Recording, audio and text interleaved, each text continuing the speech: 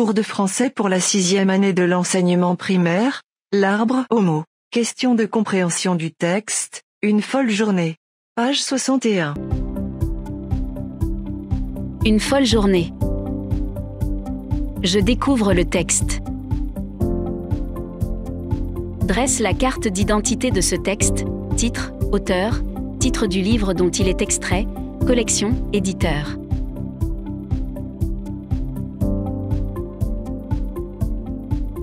Le titre de ce texte est « Une folle journée ».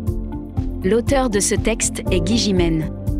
Le titre du livre dont il est extrait est « 12 fables ». Collection, classique en tête. Éditeur Cédrap Jeunesse. Qui raconte l'histoire?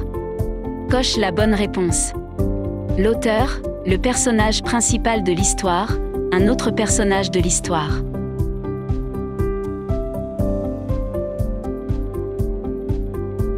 C'est le personnage principal de l'histoire qui raconte l'histoire.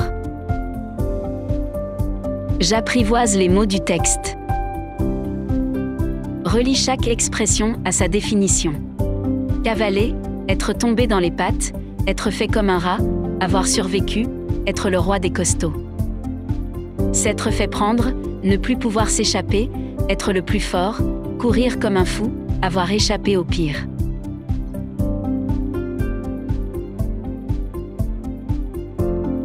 Cavaler, courir comme un fou. Être tombé dans les pattes, ne plus pouvoir s'échapper. Être fait comme un rat, s'être fait prendre. Avoir survécu, avoir échappé au pire. Être le roi des costauds, être le plus fort. Emploie chacune de ces expressions dans une phrase.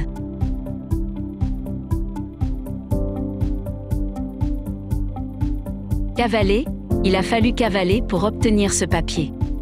Être tombé dans les pattes, le boxeur essaie de ne pas tomber dans les pattes de son adversaire. Être fait comme un rat, la police a fermé la porte devant les voleurs, ils étaient faits comme des rats. Avoir survécu, mon grand-père a survécu 10 ans après la mort de ma grand-mère.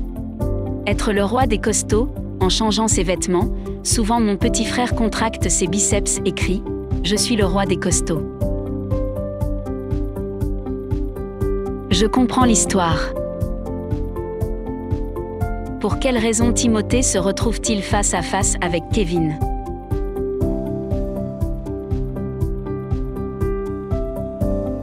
Timothée a heurté Kevin lorsqu'il était en train de courir dans le couloir pour rejoindre sa classe, et donc il s'est retrouvé face à face avec lui. Quelle est la réputation de Kevin dans l'école?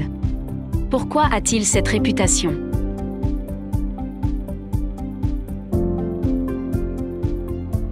Dans l'école, Kevin est un élève que personne n'ose s'en approcher, il est fort, tous les élèves ont peur de lui. À ton avis, pourquoi Kevin ne frappe-t-il pas Timothée? Aurait-il eu le même comportement s'il avait été avec ses lieutenants?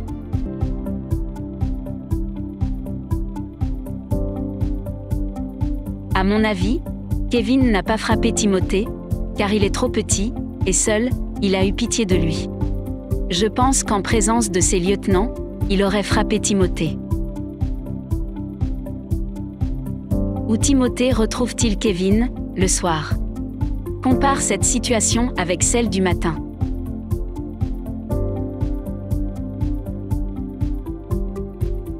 Le soir, Timothée a trouvé Kevin au fond d'un trou, dans une zone de chantier déserte. Incapable de se sauver. Les deux situations se ressemblent. Comment Timothée aide-t-il Kevin? A-t-il eu raison de l'aider? Pourquoi?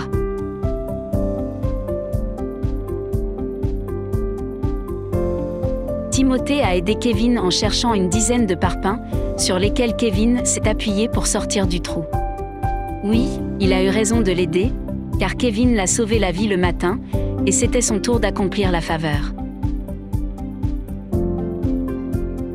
Comment Kevin remercie-t-il Timothée?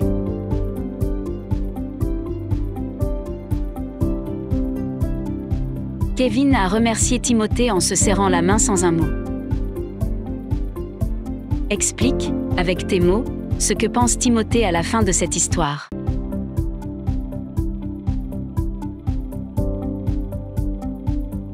À la fin de l'histoire, Timothée avait l'idée que même si Kevin était le plus fort, il avait besoin de l'aide d'un des plus petits élèves de l'école. Penses-tu qu'après cette folle journée, Kevin arrêtera d'embêter les enfants de l'école? Pourquoi?